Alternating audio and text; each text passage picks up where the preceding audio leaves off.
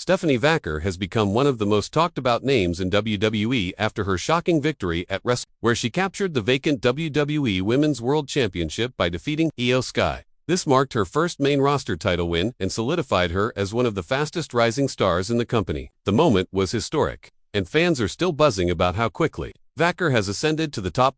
What makes the title victory even more dramatic is that it almost didn't happen. Reports confirm that WWE officials considered pulling Stephanie from the Wrestlepalooza match altogether due to illness. She had been battling health concerns for several weeks, and her status was in serious jeopardy leading up to the event. Only hours before the show, she was medically cleared to compete, and despite not being 100%, she pushed through the pain and delivered a career-defining performance.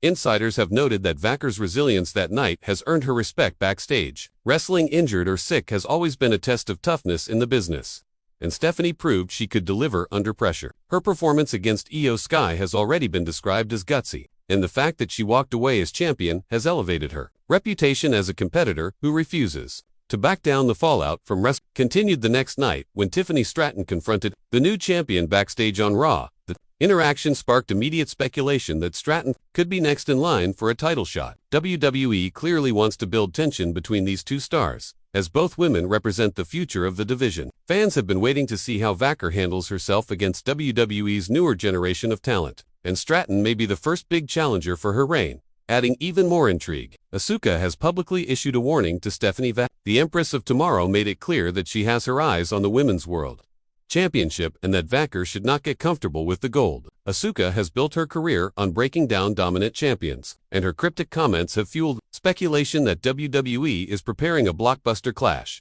between the two. The idea of Vaquer defending against Stratton and Asuka has fans already buzzing about possible triple threat scenarios or even back-to-back feuds that could carry WWE's women's division deep into 2026. Vaquer's win is now the centerpiece of multiple storylines, and it's clear that Triple H and the creative team view her as a long-term pillar of the division.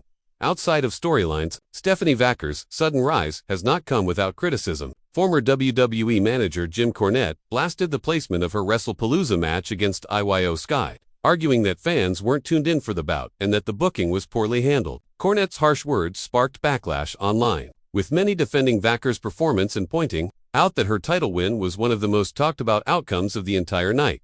Despite the criticism, the response from fans has been overwhelmingly positive. WWE capitalized on Vaquer's momentum by releasing a limited edition, Topps Now trading card celebrating her Women's World Championship victory. The card sold rapidly, signaling her surging popularity among collectors and proving that she is connecting with the fanbase in a major way. Merchandise sales for Vaquer have also seen a noticeable uptick since her title win, further solidifying her star power. Stephanie's rise on the main roster comes after she made history in NXT, where she became a double champion by holding both the NXT Women's and the NXT North American Championships simultaneously. Her rapid transition from developmental dominance to main roster gold has been described as unprecedented, and many believe WWE is positioning her as the centerpiece of a new generation of female stars. Her victory also represents an important international milestone for WWE. Background and charisma make her a unique crossover attraction, and the company has already started highlighting her story in media interviews and promotional material. WWE officials reportedly see her as someone with the potential to bring in fans from outside the traditional wrestling audience, similar to how Bianca Belair and Rhea Ripley became mainstream attractions. As for the future, speculation is running wild about who will challenge Vaquer first. Tiffany Stratton's confrontation suggests a program may begin soon, but Asuka's looming presence adds another layer of uncertainty. WWE could be setting up a Survivor Series clash, or they may hold off for a bigger stage like the Royal Rumble. Fans are already fantasy booking dream matches between Vaquer and the likes of Charlotte Flair, Becky Lynch, and Rhea Ripley. What remains certain is that WWE is fully committed to building Stephanie Vaquer as a top-tier star. Her illness scare, her gutsy title victory, the confrontations with Stratton and Asuka, the outside criticism from Cornette, and the explosion of fan support have combined to create one of the most compelling breakout stories in recent WWE history.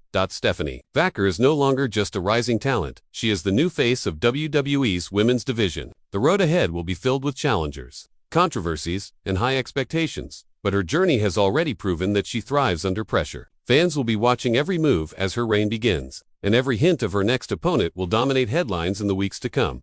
Becky Lynch will start things off. Since she won the Women's International title, Becky Lynch has done a great job of making that name better. title to the point where it feels like a third world title for women even though she makes it seem very important. Becky hinted at a big change for herself in a recent WWE interview. It was important to Becky that she kept an eye on Stephanie and Io's match for the Women's World title because she wants to become Becky Two Belts again. This time by having both the Intercontinental Championship and the Women's World Championship. Becky held two titles at the same time for the last time in 2019 after the main event of Ring of Honor 35. Back then, it was a big moment and success in Becky Lynch's career, and she wants it to happen again. This time around with these two women's titles that are currently on Raw, Stephanie now holds the Women's World title, so Becky would have to beat her to keep both titles for one more time. Although Becky put it out there that she will be a double champion again. From a booking standpoint, it's something that's a bit difficult to imagine happening anytime soon. The women's mid-card titles were introduced to give more women a chance to win gold, so having a double champion would sort of defeat the whole purpose.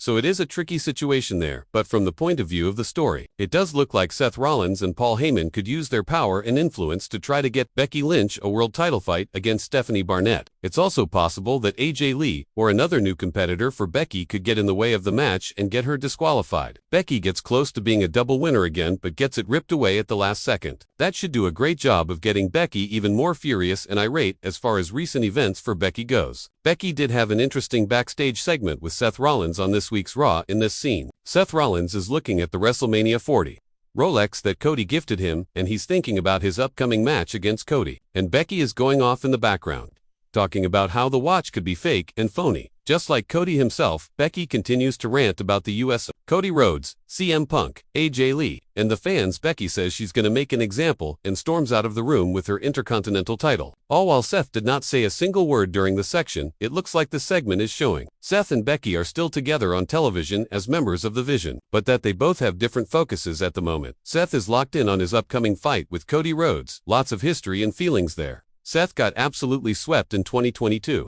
Losing 3 straight doubles matches to Cody Rhodes. Then in 2024, Seth and Cody put their differences to the side and teamed up to take down Roman Reigns and The Rock's plans. So it's been a roller coaster of a few years for Seth and Cody's friendship with one another, but now they gotta lock in for this big Crown Jewel Championship match. In the bigger picture, sure, the Crown Jewel Championship match is kinda useless. They're fighting for a title that's seen for one night only and then doesn't get seen again until the following year's event, so not much of anything really on the line here. But given the past between Cody and Seth, given that Seth is winless against him, that's what improves the hype and makes this singles match even more important and personal. Cody wants to beat Seth, but Seth truly feels like he needs this win badly, so the Crown Jewel title may mean nothing. But the personal past between Cody and Seth is what will make this matchup interesting.